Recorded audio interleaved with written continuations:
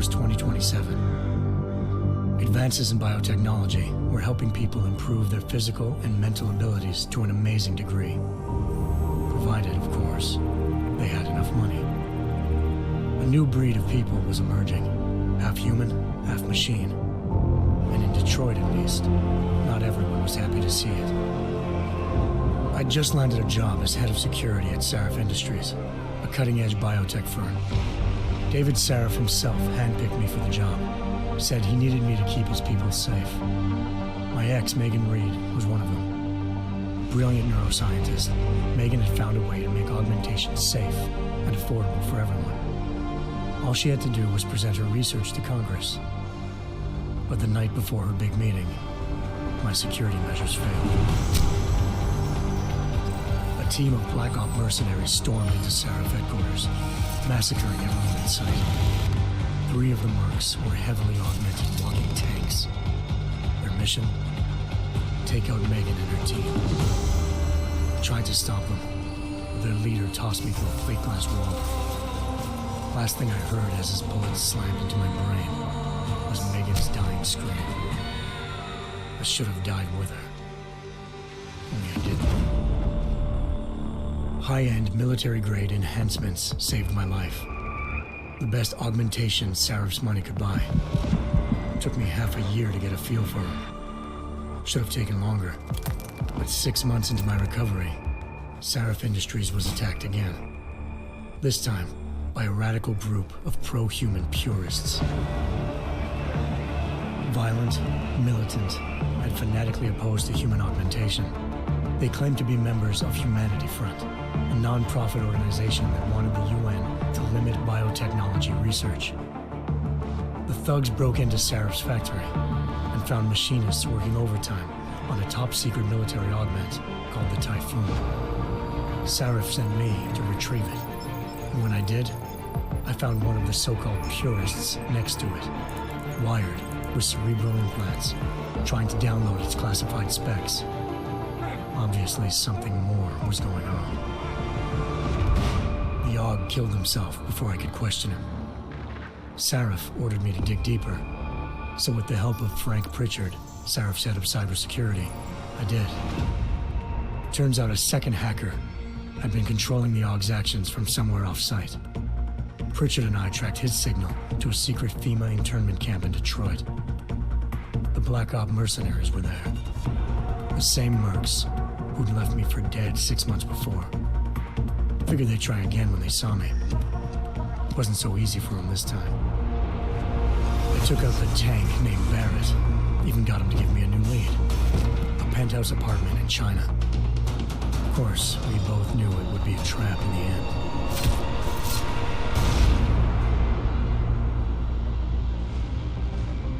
Hengsha Island, China. Home to a city so crowded, they had to build a second city on top of it. Trying to find clues in Hengsha wouldn't be easy. Lucky for me, I wasn't alone. Farida Malik, Sarif Industries' ace pilot, had lived in Hengsha before. A good person to have on your side.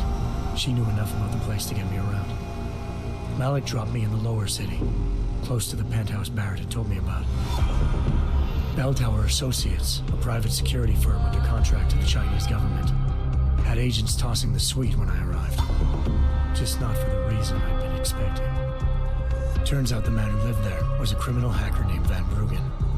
The same hacker who'd been remotely controlling the AUG in Sarif's factory. Van Bruggen's panicked decision to force the man to commit suicide had been a mistake. Now his mercenary partners were gunning for him, and I needed to find him before they did. Locating Van Bruggen meant playing nice with the Triads, Hengsha's organized crime lords. They had the hacker holed up inside a low-rent capsule hotel. By the time I found him, Van Bruggen had no qualms giving up the woman who hired him. Zhao Yunru, president of the Taiyang Medical Corporation. According to Van Bruggen, Zhao wanted to monopolize the augmentation industry and had hired Black Op mercenaries to destabilize her competition. Sarif Industries was at the top of her list. To prove this, I needed to get inside TYM and grab a surveillance hologram off a server. I suspected Van Bruggen was hiding something when he told me this, but nothing could have prepared me for what I saw. Megan wasn't dead. She and her 4 best researchers had been kidnapped, spirited away somewhere while their kidnappers made it look like they were dead. Desperate to learn more, I confronted Zhao in her penthouse. She claimed to be a pawn in a bigger plan, and hinted at a group so powerful it controlled global interests at a whim. Then she slipped into a panic room and hit the alarm, forcing me to make a very quick exit. I figured Zhao was lying, but part of her confession made sense. David Sarif had been worried about his people. So worried, he'd required all of them to have subdermal locator devices surgically implanted. The GPLs would have been broadcasting the day of the attack. But Zhao said a single call to Picus, the world's leader in global 24-hour satellite news, had turned those signals off. I needed to fly to Picus headquarters in Montreal if I wanted to learn more.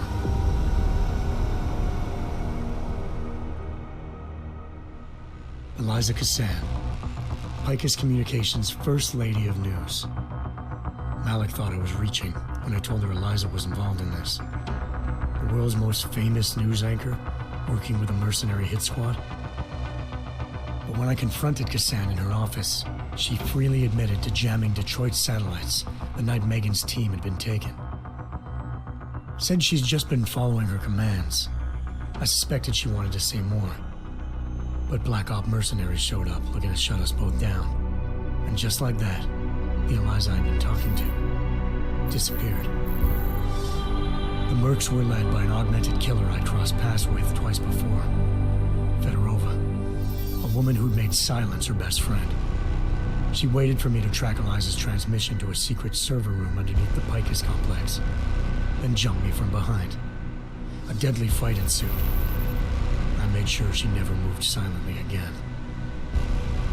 With Fedorova down, and no one left to keep Eliza quiet, she reappeared. Turns out Picus's First Lady of News wasn't a lady at all. She was a sophisticated AI program, engineered to monitor data streams and control what people believed. Eliza told me the Mercs had brought in a Humanity Front doctor named Isaiah Sandoval to remove the scientist's implanted tracking devices while Detroit's satellites were down. She also told me to speak to David Sarif if I wanted to learn more. By the time Malik and I got back to Detroit, tensions between normal and augmented citizens had reached a flashpoint. Riots were breaking out in several cities, and the UN was being urged to intervene. Sarif was trying hard to convince Hugh Darrow, the inventor-turned-philanthropist who'd once been a leading proponent of enhancement technologies, to help stop a possible regulatory vote. Sarif had a lot riding on Darrow. Megan's discovery would have given millions of people the chance to evolve beyond their normal human abilities, and at the same time catapulted Sarif Industries to the top of the Fortune 500. According to Sarif, Megan's kidnappers knew this, and didn't want people evolving unless they controlled how it was done. He called his enemies Illuminati, and urged me to keep searching. Determined to do so, I tracked down Sandoval via America's most outspoken augmentation opponent, Bill Taggart, Sandoval's boss and founder of Humanity Front. Sandoval admitted to operating on Megan's team when I confronted him, but said he hadn't removed their GPLs. He'd merely switched them to a different frequency. Pritchard was able to trace one of the signals to China. Malik and I immediately took off in pursuit. Unfortunately, the Illuminati were one step ahead.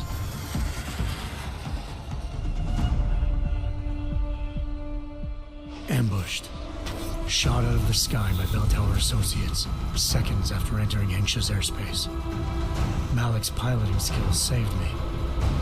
After a tense and bitter struggle, I escaped into Lower Hengsha. The tracking signal I was following led straight to the Triads, or more specifically, to the augmented arm of Tong Si-hung, leader of a gang of augmentation harvesters. Tong said they'd taken the arm off a corpse, which Bell Tower had left at their door, meaning at least one of Sarif's scientists was dead. Maybe not the rest of them, though. Tong pointed me to a port used for human trafficking and helped me slip aboard a bell tower ship. It was sailing to Rifleman Bank Station, a military base in the South China Sea. Bell Tower was holding kidnapped civilians as prisoners there, and using them to perfect the Hyron Project, a human-computer interface that left most of its test subjects dead. My search for Megan would have ended then, if not for a mysterious ally named Quinn. In exchange for my help exposing Bell Tower, he slipped me aboard a second ship headed to Singapore and an Illuminati-run biotech facility called Omega Ranch. 3 of Serif's scientists were there, forced by their captors to create a technology capable of remotely shutting down augmented abilities. Thanks to an emergency recall notice issued by the World Health Organization, millions of people all over the world already had the biochip installed. With the help of the scientists, I tracked Megan to a private section of the ranch. There, I ran into Yaron Namir, the walking tank who'd put a bullet in my brain the first time we met. He'd teamed up with Zhao and was hoping to catch me off guard. But the little ambush didn't work. I found Megan in a suite belonging to Hugh Darrow, the billionaire philanthropist who'd Serif had called on for help. Darrow had convinced her to go along with the biochip plan by promising to sabotage the tech. As she was explaining this, Darrow appeared in a global broadcast, telling the world that augmentations would be the death of mankind. Then he activated the biochips to prove his point. All over the world, augmented people flew into a killing frenzy. Darrow had betrayed everyone, and it was up to me to set things right. To do it, I had to reach Panchaea, a massive installation in the Arctic Ocean. As I raced through corridors built by an all-augmented workforce, I saw death and destruction firsthand. By the time I shut down Darrow's broadcast, I knew the damage he'd done. Still, humanity's future remained unclear. How would the world react to this sabotage? Would people ever regain their faith in augmentations again? What would be the Illuminati's next move? Only time will give us the answers.